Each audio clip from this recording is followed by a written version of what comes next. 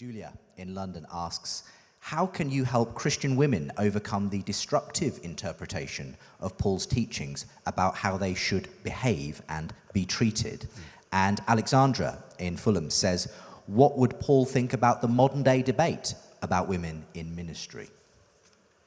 Yeah, I mean, there is one passage which is very well known towards the end of 1 Timothy chapter 2, and part of the problem is that it uses one or two words which are either unique to the New Testament or certainly very rare, and which actually can have several different meanings. That's in verse 12 of 1 Timothy 2. I won't go into the Greek here because I suspect that not everybody in this room is familiar with Greek.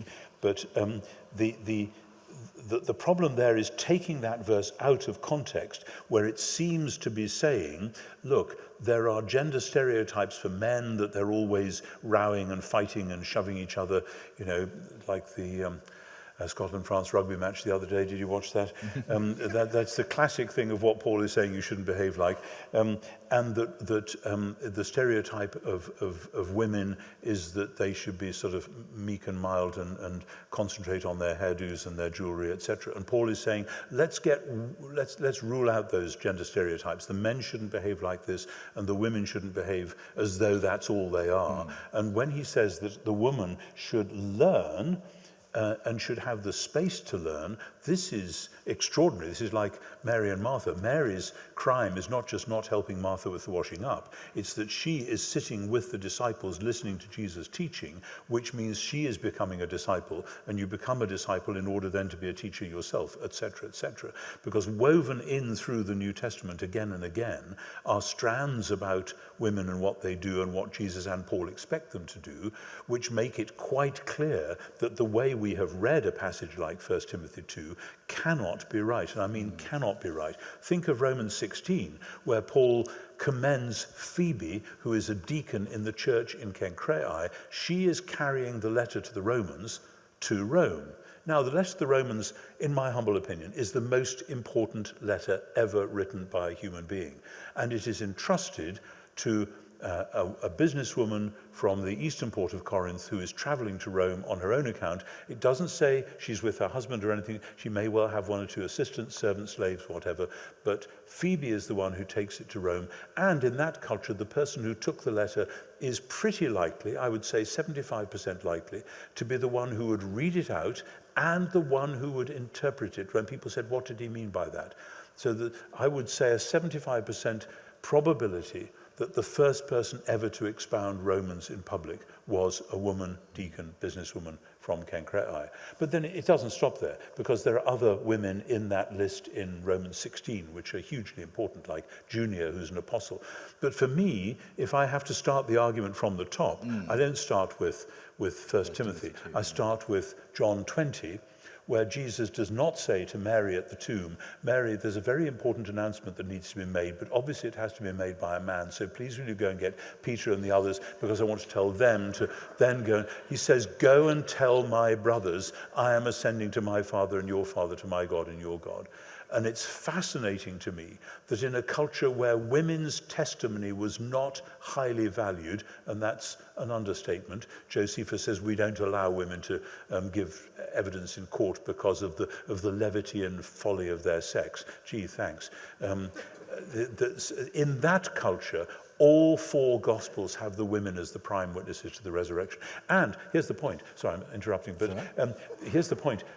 The announcement that the crucified Jesus has been raised from the dead and is the Lord of the world is the foundation of all Christian ministry and preaching. And the first person to do that is Mary Magdalene. Of course, when people do get back to 1 Timothy, they will read a bit further than you took us to. And they will say, yes, Paul commands women to learn, but then it appears to say in silence or in full submission. Well, and then there's this issue of, and I do not permit a woman to speak. And so obviously that raises a whole set of questions about what's going on there. You're conflating 1 Timothy 2 with the end of 1 Corinthians 14. I am. Well, I am.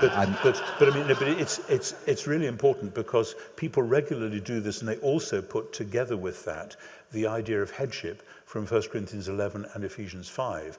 And you can't just simply pick these passages, squash them together and produce a composite, because they're actually making quite different points. 1 Corinthians 11 is difficult when he says that the husband is the head of the wife as Christ is the head of the as Christ is the head of the man, etc. Various theories have been propounded about that, whether, as he does in chapters 6 and 8, he is quoting Corinthian slogans in order to modify them.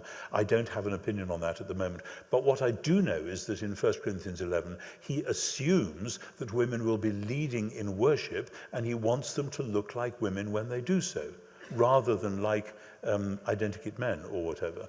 And that the passage in 1 Corinthians 14, which is about women keeping silence, is almost certainly, and I got this from Ken Bailey, who was a missionary in the Middle East for many years, that in the assemblies of his day, as Bailey experienced in the Middle East, you wouldn't have men and women mixed together as we do. You would have men on one side of the gathering and women on the other side. And it's quite possible that the service would be going on in ordinary Koine Greek, but that the women might well only understand the local patois, the local dialect, and they would get bored and start to chatter. And so the women, please keep silent in the church, and if you want to know what's going on, your husbands will explain to you later. That is one plausible way of reading 1 Corinthians 14.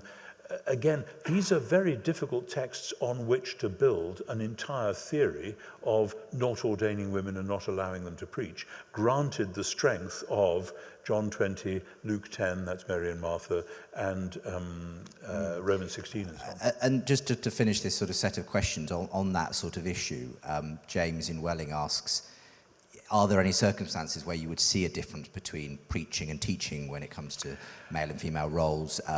Any differences in levels of teaching? Are women excluded from any of these activities, regardless of definition? No. I mean, I've watched as different churches, particularly in America actually, but also here, have tried to sort of slice that differently and say, well, women can do this, but not that. I simply don't see that. As I say, I may be naive, but once you've got Mary Magdalene going to tell the world that the crucified Jesus is risen from the dead, then I think it's game over. That is the foundation, seriously, I think that is the foundation of all Christian proclamation, which then flows out into teaching, evangelism, etc. Now, that's not to say that men and women are identical. You know, there were two quite different arguments going on. When we first ordained women, we in the Anglican Church, in the early 90s, some of the older theologians who'd argued for it on the grounds that men and women were identical, that there was no difference, so it was a justice issue. But actually, the more postmodern approach, I think, was much healthier, which is to say men and women have significant differences. There are overlaps, but significant differences, and God wants to bring those gifts into public ministry. And as a bishop, having ordained several women and watched their ministry and mission develop, I want to say absolutely, those gifts have enriched the church and will continue so to do.